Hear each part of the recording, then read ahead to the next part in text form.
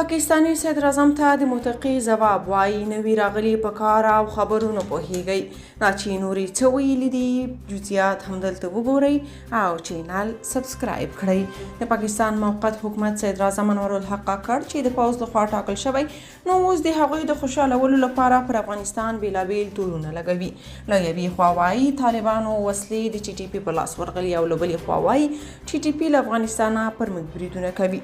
متقي وایي پاکستاني صدر اعظم په خپلو خبرونو پوهیږي. د بهرنیو چارو وزارت سرپرست امیر خان متقي د بي بي سي سره په خبرو کې د افغانستان په خاوره کې د بهرني نظامي هډو د جوړېدو د اوازو په اړه پوښتنې ته په ځواب کې وویل چې دغه مسله د کوم هیواد لخوا نه ده مطرح شوې او که چیرې اسلامي امارت د نظامي هډو په جوړېدو هوکړه کړې وای نو 20 کاله جګړه مو د څه لپاره کوله.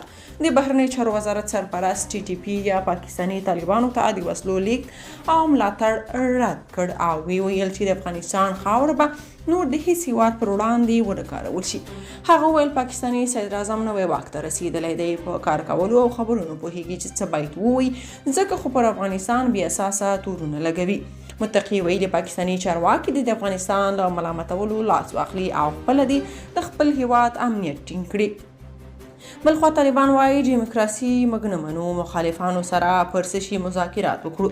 د طالبانو د کورنیو چارو وزارت مرستیال محمد نبی عمري بهرمیشتو سیاسي او جهادي څیرو ته په خطاب کې ویلي چې طالبان دوی سره د مذاکراتو کومه اړتیا نه ویني او په دې اړه کومه ایجنډا نه ویني. نوموړي د پکتیا لپاره د طالبانو د نیولوالي د معرفي په غونډه کې ویلي چې طالبان د ډیموکراسۍ مخالف دي او په اړه یې مذاکرات هم نه کوي.